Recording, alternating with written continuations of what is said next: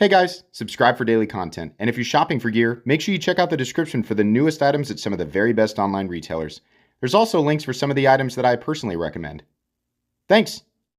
What's going on YouTube? Metal Complex here, and today I've got another short little unboxing video to share with you guys. Two new knives from Maxace. One just came like this, so I'll get these out and let you guys take a look. I'm gonna guess that if you actually buy this, it probably does come with the box. They did tell me sometimes when they send samples, they won't come with the box, but I'll have these linked down in the description. I do actually have a discount code for Maxace, so you can use that if you want. It does help my channel when you use those links, but that's up to you. Thanks to my patrons for supporting me, and make sure your notifications are turned on for the Metal Complex YouTube channel. Let's go ahead and get this guy out. I mean, I can kind of see the shape of the blade there, so not a typical karambit. Oh, okay, not, it's upside down. So, no, like this? Okay. I mean, I could imagine, right? I don't know anything about, my knowledge of self-defense is basically pointy end forward. That's the extent of it, right? This looks pretty nasty, but could also be used for EDC. Can if I hold it like this, is there any good use for it? I'm not really sure. What is the blade steel here? We have okay, here we go. Does it say 10? Let's zoom in so that we can all see it. 10 CR15 COMOV.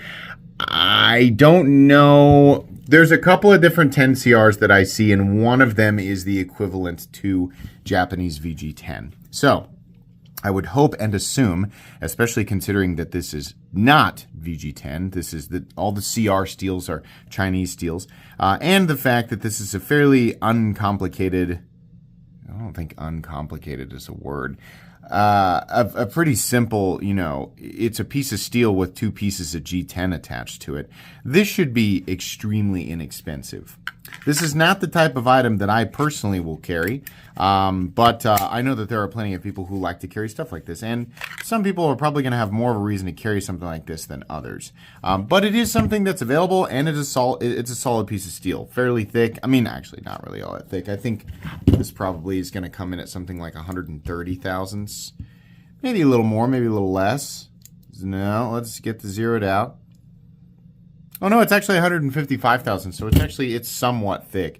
It always throws me off when they have those big bevels there, but yeah, very thick behind the edge. You guys can see the plunge kind there, but with this being geared towards self-defense, as somebody who is not an expert whatsoever, I'm not going to look at this and go, oh, that'd be great for food prep. No, I'm going to guess self-defense. I feel like probably that blade stock thickness serves a purpose. There you go. It's available. Not the type of knife that you'll end up seeing reviewed on the channel, because there's not really much for me to say there. But it's available. You guys can check it out if you want. Now, the folder typically, presumably this is a folder. These tend to be far more interesting. We have absolutely nothing on the box whatsoever. Usually there's something. There is nothing. This is a total mystery. All right. I'm going to open it up here. I'll have the appropriate link. Oh, it's an OTF. Ooh. Do we have a little Neptune? Do we have an EDC Neptune? I feel like, yeah. So this is, the Uranus. The Uranus, right? With the dagger blade. Very cool. That actually is awesome. This will be very, very popular. I have the Neptune, which is to date, sorry. This is the best dollar for dollar full-size double-action OTF on the market, coming in at like $109. And yeah, the Lightning OTF is great. You can get it for like $30. Great. Honestly, bumping up, for a lot of people, especially people looking at companies like Cobra Tech and Raven Crest, right? People who don't know that those are not actually made in Texas. Those are rebranded, very old Microtech clones that have always existed on sites like AliExpress and still do to this day for substantially less than Cobra Tech. charges for them. They're literally just rebranded. The pieces are sent over from China and they assemble them, in Texas or whatever. People paying $80, $90, $100, $110 for Cobra Techs? Yikes. No, go with the Maxace. This is a superior product. But with this being the size that it is, the Neptune is really going to be, that's pretty snappy for being a little guy. Boy, the action too, as far as the amount of pressure required to deploy it, Miss Scusi, I'm dying. I breathed in a wad of spit there from right before I started talking. They actually have widened out the switch on this guy versus the Neptune. So we can see here the Neptune has, and this is fine, right? It's just the one downside to the Neptune is that the firing switch is narrow. Not uncomfortable, but it is narrow and it requires quite a bit of force to fire. I'm making it look kind of easy. I've had this thing here with me for, well over a year now, but plenty of people who are used to, for example, the Guardian Tactical Recon 35 or the Kershaw Livewire. Those are a little easier to fire. Those are substantially easier to fire. This little guy, it still has, a decent amount of tension behind the switch, but it doesn't require nearly as much travel, and the switch is wider. This is also a smaller, is it chunkier? Hold on. Let's see here. Let's make him kiss. Yeah, a little bit with these inlays here. This is a little bit of a fatter blade. Let's put it up against something like the Microtech Ultratech. So a little bit shorter, but a little bit wider and chunkier. I'm going to be honest with you. I actually really like the size of this. This is a really, really good, solid EDC-sized OTF. My issue with a lot of smaller OTFs, especially ones from Microtech, up until recently, to be fair, the new UTX-85 is pretty snappy.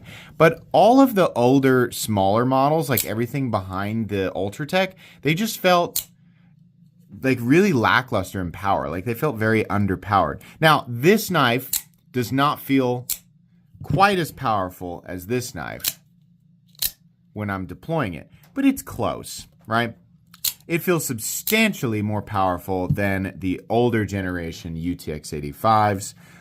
And what is it? I didn't even mess with the one that was smaller, the UTX-75 or whatever. But they also had that big, wide one that was like, this big, wide, fat-looking thing. And yeah, that thing was okay. But ideally, this will come in. Yeah, see, this is a 10CR15 MOV. So I think the idea here is to create another, OTF that's right around $100, which is what it should be. This looks like a titanium inlay here. Could be aluminum, but it looks like it's probably titanium. Then we have a very, very basic pocket clip. That's, holy moly, that thing is stiff. Something that was absolutely amiss here, which is, something that Maxace really should be paying attention to. This is a symmetrical pocket clip. All you have to do is carve out this side on, like the way that you guys have this attached.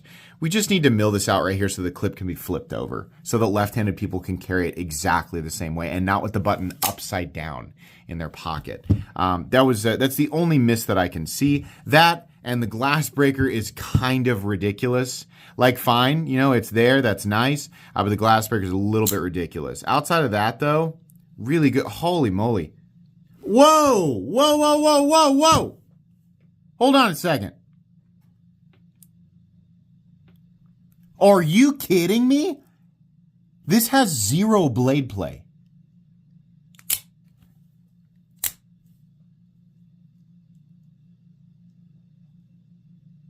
It has 0 blade play. No blade play whatsoever. That's the trick of this. It's not, I'm sorry, not the trick.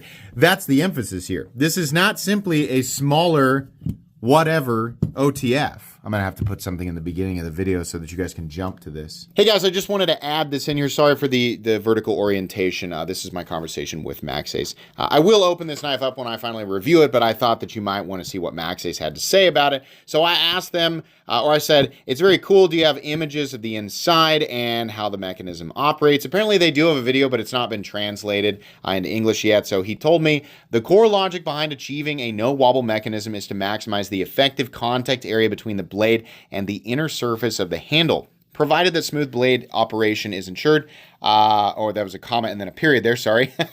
By replacing traditional point or line contact with surface contact, it fundamentally eliminates both lateral and longitudinal wobble during opening, closing, and locked states. So there you go. And we can see here, actually, a picture of everything taken apart there. And then we also have another picture right here that shows the internals. So obviously it looks like there's a twin spring system there, but obviously, you know, it'll be during the review, it'll be more beneficial if I take it apart and kind of demonstrate it, which I will. But I thought this would be interesting, at least to some of you at the moment. I have no idea if this is the same or similar to the Hawk system or, you know, what Microtech did, which apparently was also similar. I do not know. But when it comes time to do the review, we will look at that. So anyways, back to the video. We don't have any special name. This is a zero blade play system. Wow. Pretty snappy for zero blade play. So again, I'm not saying like a little bit. I always used to joke back in the day. I'd say, yeah, you know, there's only one OTF out there. This is before Microtech did theirs and before SOG did their like horrible piece of crap that didn't work correctly. It was just the Hawk. And I would say the Hawk is the only one that has zero blade play. And there was always some Benchmade guy who was like, my Infidel has no blade play. And I'm like, I don't know what type of mental gymnastics that you had to do to get to that conclusion, right? How much wiggle you had to ignore, right? Or assuming that the Hawk Deadlock has essentially the same type of minimal wiggle and that we're just overlooking that. So when I say zero blade play, if you're new and you have an OTF, right? It is very normal for an OTF to have a little bit of play. There's a little bit of play right there. Does that matter? No, it doesn't matter at all. Zero blade play systems are not better by default, but because Hawk was able to do it, it was just kind of like impressive. Like, it doesn't need to have zero blade play, but the fact that somebody can do it is pretty cool. And people would gravitate towards Hawk knives. They were super expensive, but it was almost like a, you know, pride of ownership thing. You get to have that label, like I own a Hawk, right? And even though it didn't create any sort of like major benefit in terms of utility, it was kind of a bragging point. And there were a lot of companies, including Microtech, that I think were jealous of that, or jealous of the success of it. So we're starting to see these systems implemented, right? So let me be clear. It's not a requirement that your OTF has no blade play. But when we say zero blade play, people like me and other people who have handled the Hawk, we mean zero, none, no hint of movement. Close your eyes. And, you know, like the sensory deprivation, right? Everything's off. All senses off except being able to feel movement. Any slight click, click, click, click, click, any little tiny bit doesn't count. Zero blade play means absolutely zero. No movement. Up, down, left, right. Torquing it. Nothing. No movement. Zero blade play. Pretty neat, especially if they can get this to, about $100. I would love to, I'd love to know. I'll talk with Maxace, but when I do the review, I'll take this apart. We'll take a look at the inside. But that's pretty neat. So I will try and have that linked down in the description. That is going to be it for today. Not a review. This is just an unboxing and first impressions. There's no review happening here. But anyways, please make sure to follow me on Instagram at metal_complex. If you enjoyed this video, leave a like. If you'd like to check out my other content, I do, of course, have lots of videos of knives that are either expensive or inexpensive that I do or don't like, so check those out. And if you enjoy all my content, go ahead and click on that Metal Complex logo right there and subscribe because there's definitely more coming. Thanks again for watching, everybody, and have a great day.